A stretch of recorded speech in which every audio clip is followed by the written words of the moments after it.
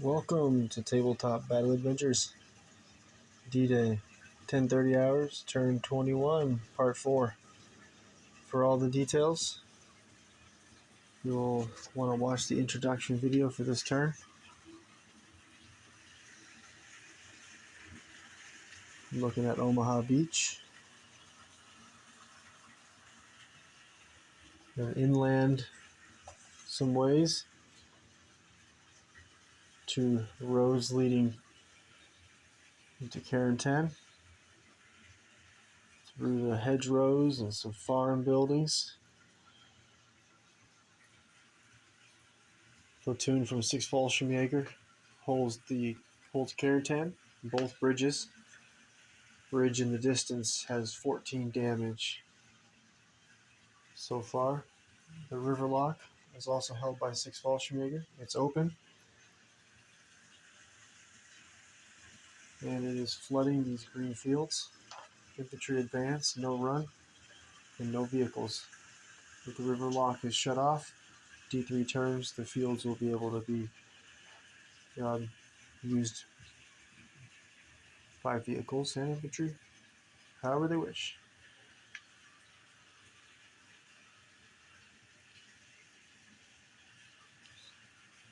German dice. 6 Fallschirmjäger medium mortar receives a fire order. Only need a 5 this time. And they are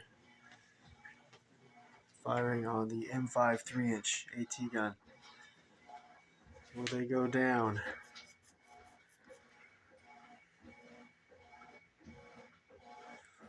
Yeah, I think so. My gut tells me they better go down. Looking for a 5.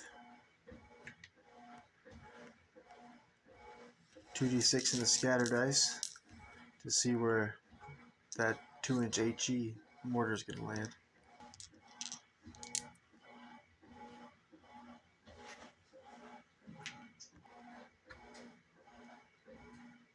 Next time, mortar will need a 4.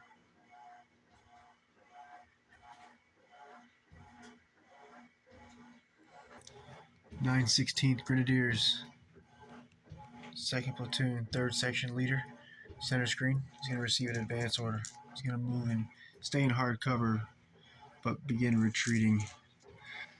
Maybe.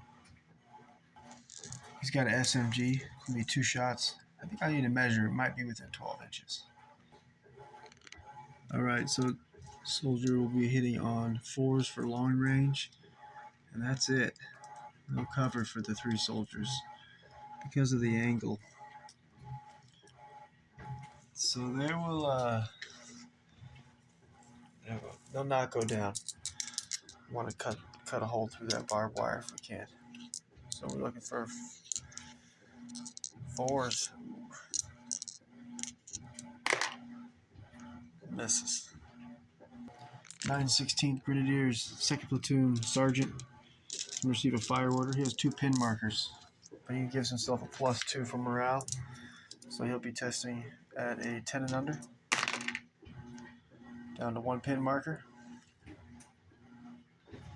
Platoon Sergeant is going to be... He has an SMG. He's going to fire on the same 2nd Rangers, 2nd Platoon, 1st Squad soldiers. I believe it's the 1st Squad leader, too, on the far right of the 3-man team.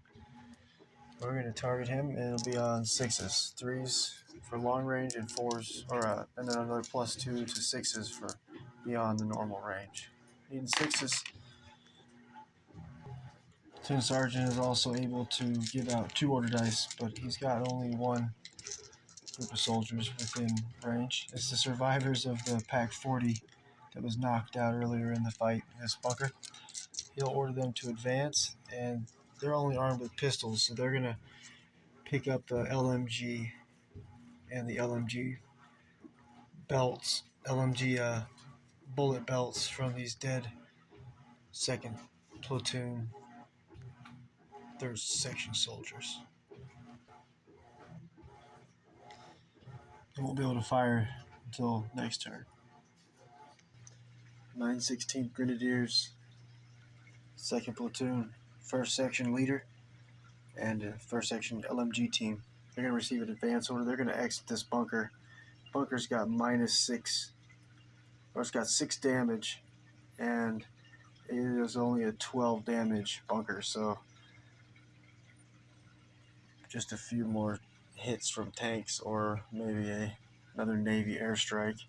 It will be the end of the soldiers. So they're going to exit and head up to the next bunker here that is only has 7 damage, and it's a 36 damage bunker.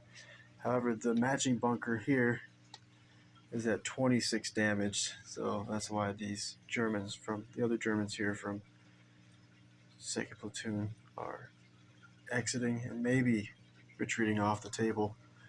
My daughter took command of the Germans and ordered me to have them retreat from Omaha Beach. We're in a fighting withdrawal, I prefer. The soldiers have 1 pin marker. It will be the soldier in there who's a sergeant. He'll get rid of he'll make the morale check at a 10 and under. An orders test. That's what I meant. 916th Grenadiers, the one surviving 88 millimeter gunner who escaped this bunker. He's got 116th Infantry, 1st Squad leader coming from this side, and Rangers coming from this side. So he's going to make a dash up the road. So he has 3 pins, testing at a 7 and under. Oh, goes down. Too scared to run. 916th Grenadiers, 1st Platoon, 2nd Section leader. He has a Ranger medium mortar who will be hitting him on a 5 this turn. I just remember, so he's going to move now. He's going to advance. Still stay in cover. The sergeant's got an SMG. He's going to open fire right here on the bazooka team from 116th Infantry, 3rd Squad. He's going to need 6s, 4s for long range, 6s for beyond range. Bazooka team will not go down.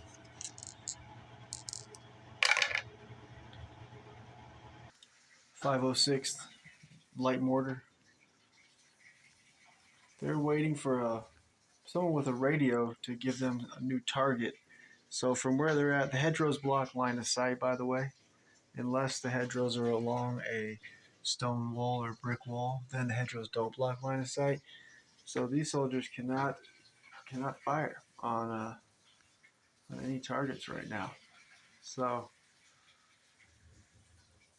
they could go this way, I suppose, in the field, and then they could see through. They could put fire on the farm complex, which would be useful. I was going to head this way, the bridge, then get line of sight to clear the defenders. Yeah, let's do that actually. All right, so they're going to receive an advance order.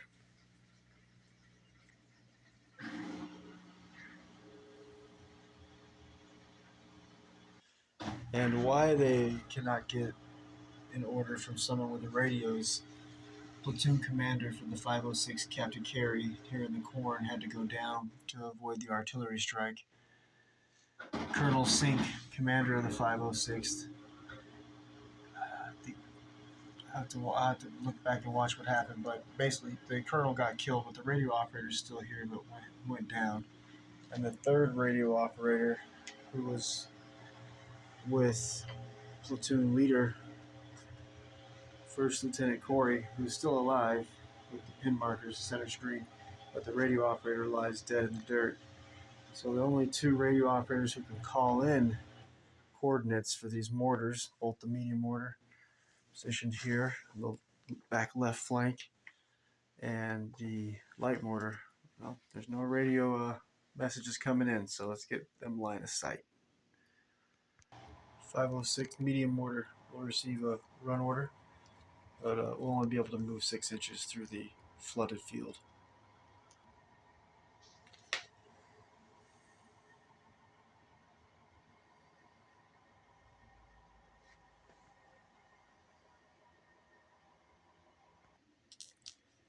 The 506 57mm AT gun crew. Well, the one crewman left. He has 7 pin markers, so he's going to have a rally order right here in the road. Passes. Getting rid of D6 plus 1 pin. 2. Alright, down to 5 pins. 100th Panzer platoon leader, First Lieutenant Eulander receives an advance order in his Puma. And yes, he's going to run down the fleeing left flank of the 506, led by the platoon leader, First Lieutenant Corey. First Squad Assistant Leader, First Squad LMG Team, and the unfortunate 2nd MMG Team, 2 soldiers surviving.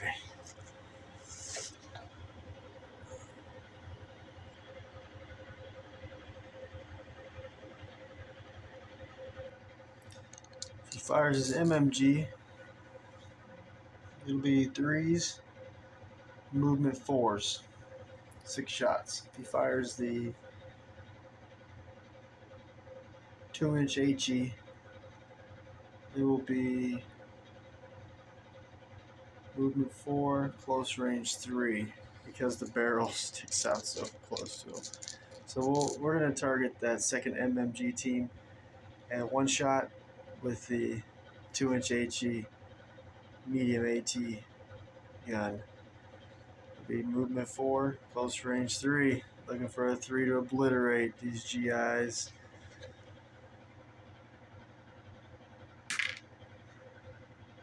Direct hit. D3 pins. 3 pins. And plus 2 penetration. These are regular soldiers. They'll be dying on, instead of on 5s and 6s, it'll be 3 ups, wounded on 2s. So, in some kind of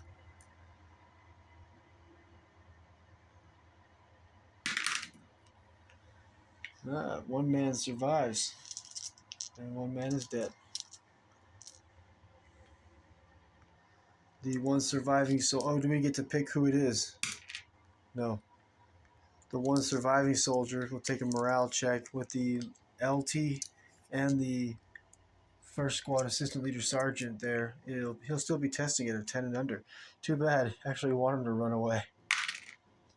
He passes. He's going to stay where he's at.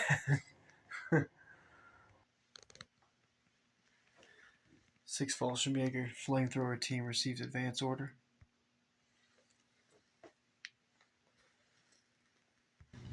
116th Infantry platoon leader, First Lieutenant, receives a fire order. They both have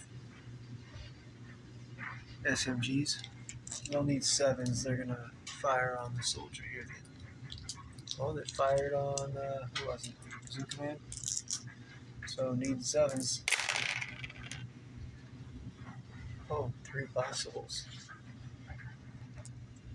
Looking for another 6. They get the hit. German officers and NCOs are veterans. Only die on 6s, wounded on 5s. Nice. Nice shooting, LT. With the death of the 916th Grenadiers, 1st Platoon, 2nd Section Leader. That is the death of the furthest German defender on this flank. Now the only defender left on this flank is the 916 Grenadiers 1st Platoon radio operator, who just called in the artillery strike on the M4 Sherman with the dozer blade attached to the front. It was moving obstacles before it was immobilized and turret jammed by friendly fire from the Sherman Crocodile. But anyways, yeah, another German to the afterlife. The next closest defender After this soldier is way over here where they're evacuating the bunker. So the Germans are on, they're breaking. Take as many U.S. soldiers as they can with them on their way to the afterlife. 116th platoon leader is going to be able to give out 2 order dice. First dice is going to go to the 3rd Squad Bazooka team. They have 2 pin markers. They're going to run forward, testing at a 10 and under. Oh, yep. Yeah, testing at a 10 and under. Fail and go down. Platoon leader's 2nd order dice, he's going to give to the platoon guide, who's going to receive a fire order. He's going to clip through the barbed wire. Anything but a 1, he makes the cut. Platoon guide successful with his cut. Platoon guide is also able to give out 2 order dice. First dice is going to go to the 2 soldiers remaining for the heavy machine gun team. They have 1 pin marker. They'll be testing, they'll receive a fire order. Testing at a 10 and under. Heavy machine gun, 3 shots. Going to target the soldier poking his head up out of the trench. Called in that brutal artillery strike coming in next turn. So they'll need 3s, long range 4s, single man 5s, and then soft cover 7s, because the heavy machine gun, I've played that it reduces hard cover by 1. So we'll need 3s, long range 4s, single man 5s, and then soft cover 6s. 6s. Nice. 2 hits. We'll be killing him on 4 ups, wounding on 3s.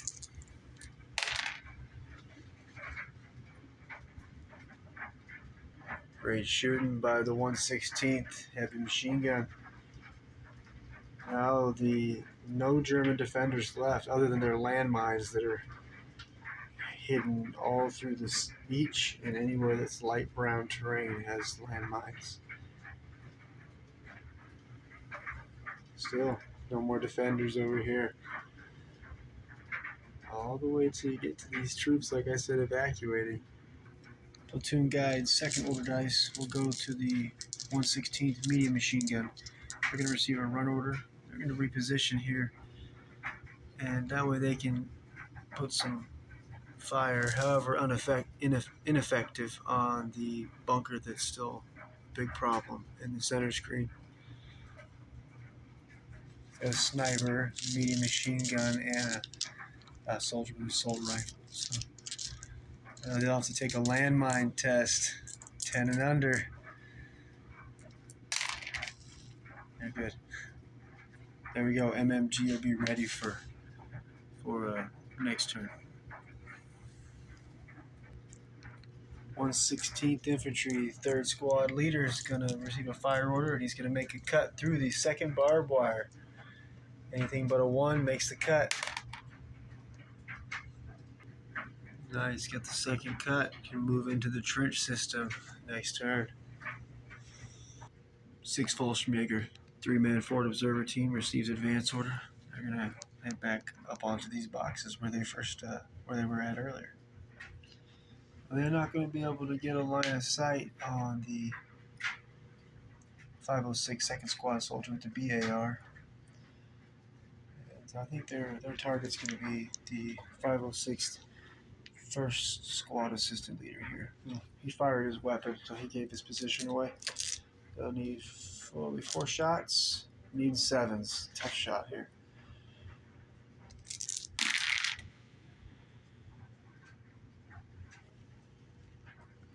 The radio operator himself will also have an angle on this soldier. Oh, he only has 1 shot with his rifle.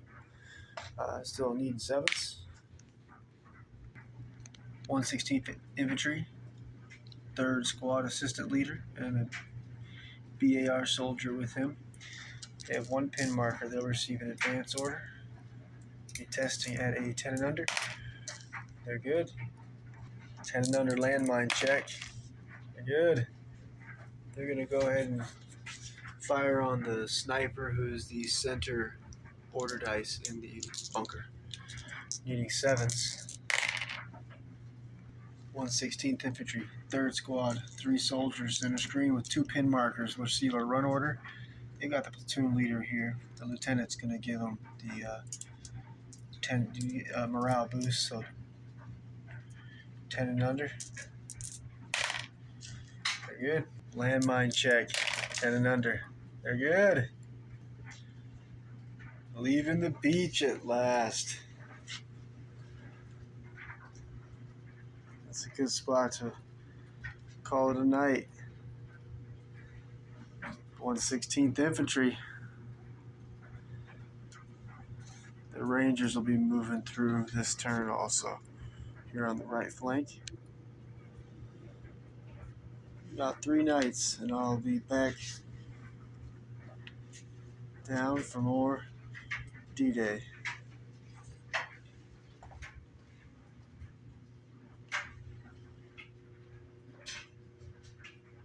Thanks for watching.